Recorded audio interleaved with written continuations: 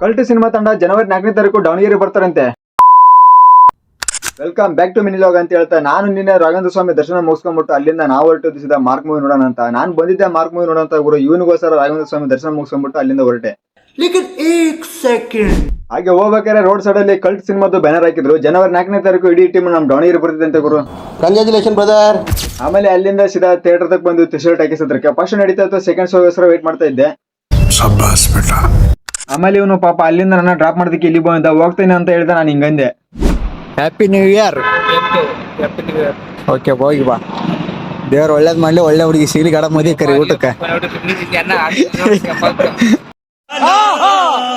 ಆಮೇಲೆ ಅವನಿಗೊಂದು ಬಾಯ್ ಬಿಟ್ಟು ಅವ್ನ ಮನೆಗೆ ಹೋದ. ನಾನು ಟಿಕೆಟ್ ತಗ್ಸ್ಕೊಂಡ್ಬಿಟ್ಟು ಥಿಯೇಟರ್ ತಕ್ಕ ಹೋದೆ ಗುರು. ತುಂಬಾ ಜನ ಬಂದ್ರು ಇವತ್ತು ನ್ಯೂ ಇಯರ್ ಸ್ಪೆಷಲ್ ಅಂತ ಹೇಳ್ಬಿಟ್ಟು.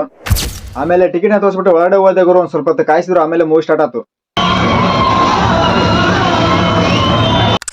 ಹಾಗೆ ಈ ಮೂವಿನ ನಾನು ಫಸ್ಟ್ ಡೇ ನೋಡ್ಬೇಕಾಯ್ತು ಗುರು. ಒಂದ್ ವಾರ ಆದ್ಮೇಲೆ ನೋಡ್ತೀನಿ. ಕಾರಣ ಯಾಕಪ್ಪ ಅಂದ್ರೆ ನನ್ ಮೈಕ್ ರಿವ್ಯೂ ಮಾಡಕಂತ ಬಂದಿದ್ದೆ ಗುರು. ಮೈಕ್ ಕೈ ಕೊಟ್ಬಿಡ್ತು. ಅದಕ್ಕೋಸ್ಕರ ಅವತ್ತು ನೋಡಕ್ ಆಗ್ಲಿಲ್ಲ. ಅವತ್ತಿದ್ದ ನಮಗೆ ಇವತ್ತು ಬಂತು ಗುರು ಭಾಗ್ಯ ನೋಡೋದಕ್ಕೆ ಅಷ್ಟೇ.